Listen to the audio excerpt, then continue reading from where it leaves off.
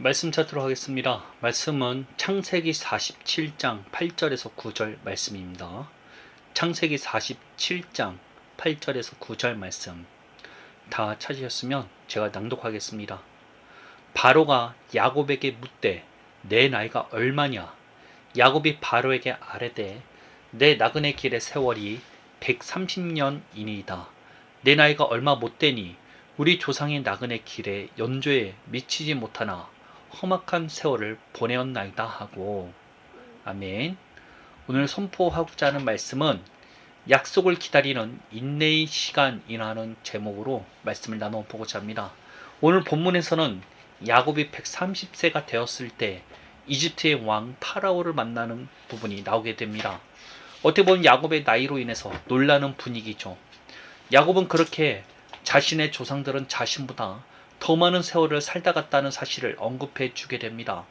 사실 이러한 모습을 보며 우리들은 수많은 고난을 다 겪은 한 사람의 신앙인에 대해서 집중하게 됩니다.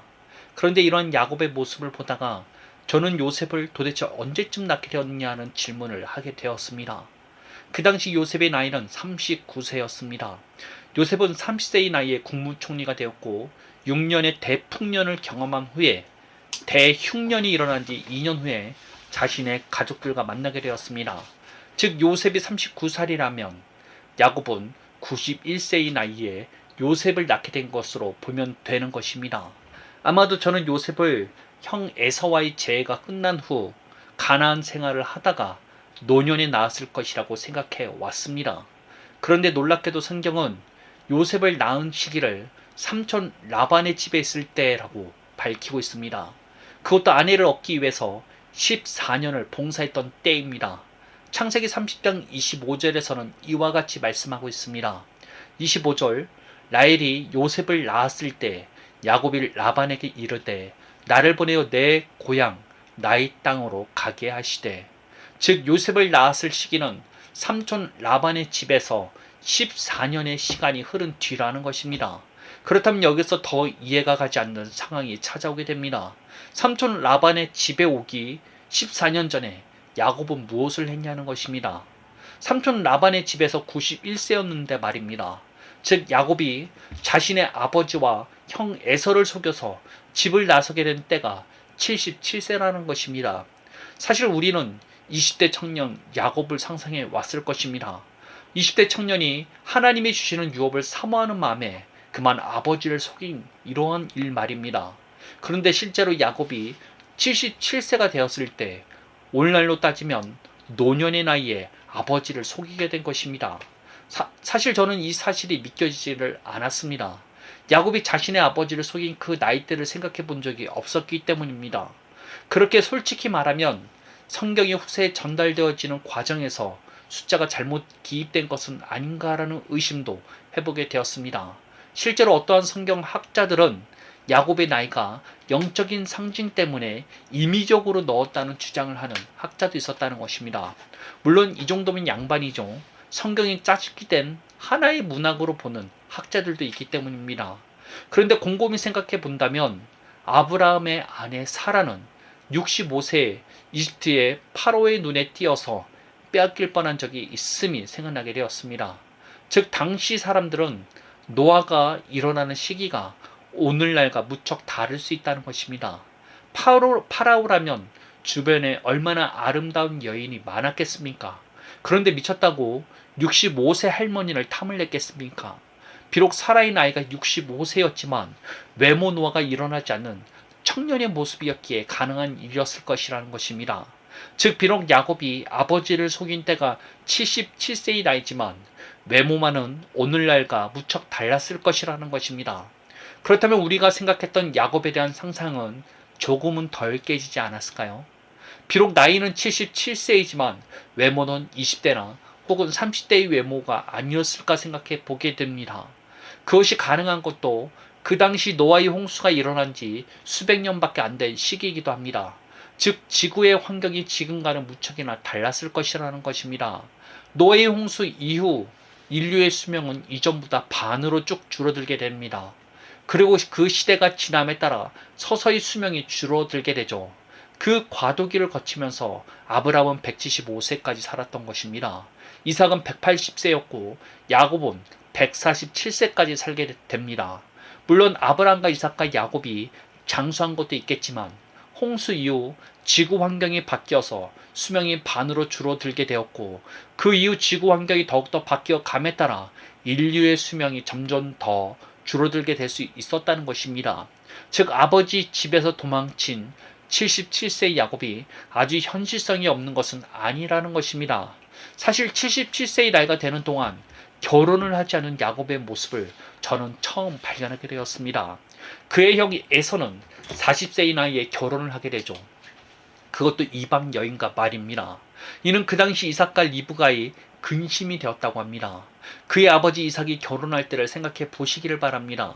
할아버지 아브라함은 언약의 핏줄을 잇기 위해서 자신의 친지에서까지 사람을 보내 리브가를 모셔와야만 했습니다. 그런데 에서는 그러한 과정 없이 가나안 땅에서 하나님을 섬기지 않은 여인과 결혼을 하게 된 것입니다. 나중에 부모님이 걱정하자 이스마엘족 여인을 더 데려와서 결혼을 하죠. 언약에 대한 고민이 없었던 것입니다. 그런데 야곱은 어떠합니까? 77세의 나이가 되도록 결혼을 하지 않은 것입니다. 야곱 집안이 부족하기 때문에 야곱이 결혼을 못하게 된 것이 아니죠. 아브라함 때부터 야곱의 집안은 큰 부자였습니다. 즉 야곱도 마음만 먹는다면 결혼하는 것은 어렵지 않았을 것입니다. 가나안 여인들을 맞이하려면 얼마든지 맞이할 수 있었을 것이라는 것입니다. 그러나 야곱은 그럼에도 불구하고 가나안 여인과의 결혼 자체를 염두에 두지 않았던 것입니다. 사실 하나님이 야곱을 선택한 이유 중 하나가 여기에 있는 것은 아닌가 생각해 보게 되었습니다. 야곱은 자신의 결혼보다 어떻게 보면 하나님과의 관계를 더욱더 신경 쓰는 자였기 때문입니다. 비록 하나님으로부터 내려오는 복을 자신이 차지하기 위해서 아버지를 속이고 도망친 야곱이지만 하나님을 사모하는 그 신앙의 열정은 결코 거짓이 아니었다는 것입니다. 이러한 사실은 야곱이 아버지의 집을 떠난 나이가 77세라는 사실을 몰랐다면 절대 생각해보지 못할 부분이라는 것입니다. 사실 이러한 야곱의 모습을 보며 저는 인내라는 단어가 떠올랐습니다. 야곱은 인내함으로써 하나님의 뜻이 자신에게 임하기를 기다렸죠. 신앙을 지키기 위해서 77세의 나이 동안 결혼도 마다하며 인내함으로 하나님을 사모했습니다. 사실 그는 차남이기 때문에 자신에게 아브라함으로부터 내려오는 복을 자신이 받게 될지에 대한 확신조차 없었습니다. 그렇게 아버지를 속이면서까지 자신이 얻으려고 했었죠. 그러나 확신이 없는 상황에서도 그는 이 복을 누리는 자가 되기 위해서 기나긴 세월을 인내하며 하나님을 간절히 찾았다는 것입니다. 그런데 우리는 이러한 야곱과 다르게 하나님의 유업이 약속되어져 있죠. 성경은 우리가 하나님의 자녀라고 확실하게 명시하고 있다는 것입니다. 이게 명목상의 신분이 아니기 때문에 하나님의 자녀되는 권세라고 표현을 하는 것입니다. 그리고 그 자녀로서 하나님으로부터 오는 유업이 우리에게 있다는 것입니다. 더 이상 죄와 그 죄로부터 오는 저주가 우리를 지배할 수 없게 되었다는 것입니다. 죄로부터 시작된 저주가 무엇입니까? 사망과 질병, 가난 등의 모든 연약함이 아니겠습니까? 우리는 더 이상 사망과 질병, 가난에 지배당할 이유가 더 이상 없다는 것입니다. 왜냐하면 우리는 하나님의 자녀로서 하나님의 유업을 이어받을 자들이며 예수 그리스도를 통해서 거룩함과 의로움과 부유함이 허락되어졌기 때문입니다. 이 사실을 믿고 믿음으로 취한다면 하나님의 것이 모두 우리의 것이 되는 것이 사실이라는 것입니다. 우리가 곧 하나님의 유업을 이어받을 자들이기 때문입니다. 그런데 그런 우리들에게 반드시 필요한 덕목이 있습니다. 그것은 바로 인내라는 것입니다. 당장 눈앞에 이루어지는 것이 아무것도 보이지 않는다 할지라도 성경의 말씀을 믿으니 말씀대로 믿을 수 있어야 한다는 것입니다. 그런데 이게 쉬울까요? 당장 상황과 환경은 급박하게 바뀌어가고 나의 모습은 약속과는 다른데 말입니다. 그럼에도 불구하고 우리는 이를 인내함으로써 하나님의 말씀이 이미 이루어졌음을 바라보고 굳건히 믿어야 한다는 것입니다. 우리는 믿음을 너무 단순하게 예수님을 인정하는 지적 동의 수준으로 내려놓는 경우들이 많습니다.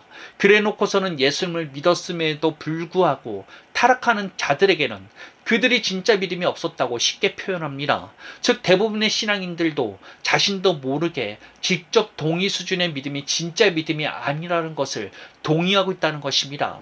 그런데 정말 성경이 말하는 믿음이 무엇인지, 그리고 그 믿음을 소유하기 위해서 자신이 무엇을 해야 하는지에 대해서는 무지한 게 현실이라는 것입니다.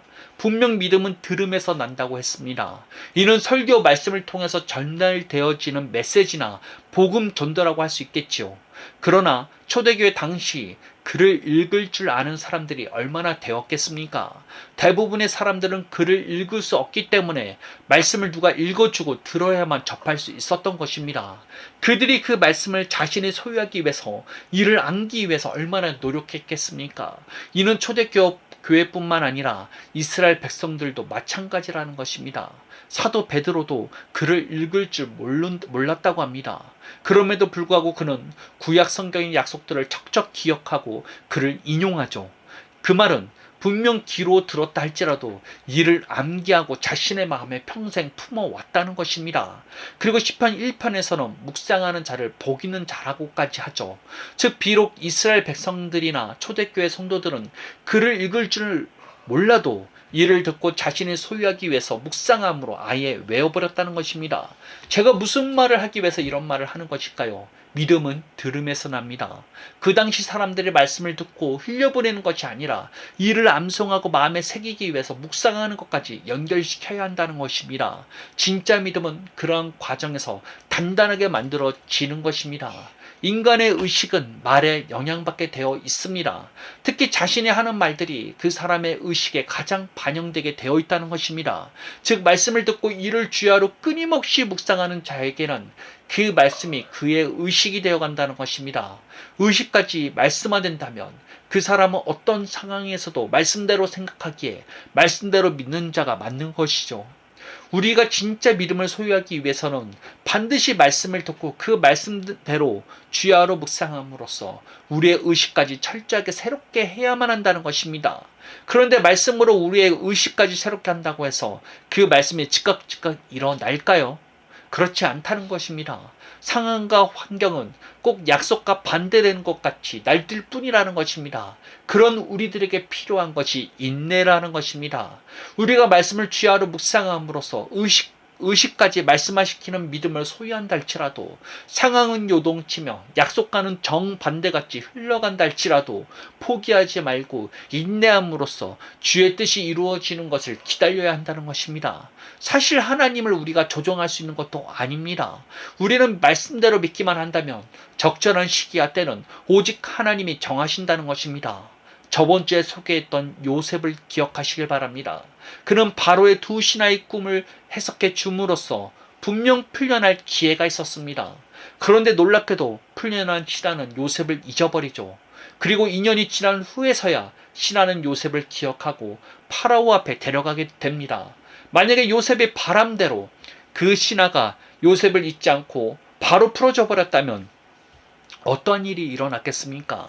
요셉은 고향으로 바로 돌아가고 후에 일어날 대흉년에 대해서 그의 가족을 구원하지 못했을 것입니다.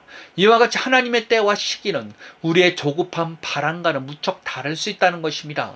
그런데 확신하건대 우리의 바람 그 이상으로 하나님의 허락한 시기와 때는 풍성할 것이라는 것입니다. 당장 상황이 바뀌지 않는다 할지라도 우리는 흔들림 없이 인내함으로써 하나님의 뜻이 이루어지기를 기다리면 된다는 것입니다. 77세의 나이 동안 결혼하지 않음으로써 주의 뜻을 이루려 하는 야곱을 기억하시길 바랍니다. 충분히 결혼을 할 수 있는 재력도 환경도 가졌음에도 불구하고 그는 믿음으로 결혼하는 것을 철저히 마다했습니다. 그 결과 야곱은 선택을 받게 되었고 이를 통해서 12지파가 야곱을 통해서 시작되게 되었죠. 야곱은 이스라엘로 불리움 받음으로써 그의 이름이 곧 한 나라의 이름이 된 것입니다. 인내함으로써 주의 뜻을 이루는 자가 되시기를 바랍니다. 당장 요동치는 상황과 환경에 휘둘리지 마시길 바랍니다. 믿음은 들음에서 나는 것과 같이 말씀을 듣고 이를 완전히 내 의식화를 시켜야 한다는 것입니다. 하나님이 원하시는 굳건한 믿음을 품으시고 인내함으로써 주의 뜻이 여러분들의 삶 가운데 이루어진 것을 경험하시는 성도님들 되시기를 예수님의 이름으로 축복하겠습니다. 야곱의 인내를 기억하시기를 예수님의 이름으로 축복하겠습니다. 기도하겠습니다. 하나님 감사합니다. 우리가 너무나 인내하지 못했습니다. 즉각 일어나지 않는다고 조급해하고 상황과 환경에 휘둘렸습니다. 이제는 주의 말씀을 들음으로써 그 말씀을 주야로 묵상하는 자가 되겠습니다. 늘 주님의 말씀을 내 입에 떠나지 않게 하겠습니다. 주님의 말씀이 곧 내 생각이 되었습니다. 주님의 말씀이 곧 내 자신입니다. 나는 말씀으로 새롭게 태어났으며 말씀 그 자체입니다. 말씀이신 예수님의 자녀입니다. 감사합니다, 주님. 우리가 늘 이 사실을 놓치지 말고 늘 주님과 동행하며 말씀으로서 살 수 있는 우리를 낼 수 있도록 이끌어가 주옵소서. 늘 함께 하시며 동행하여 주시는 예수님께 감사드리며 예수님의 이름으로 기도합니다. 아멘.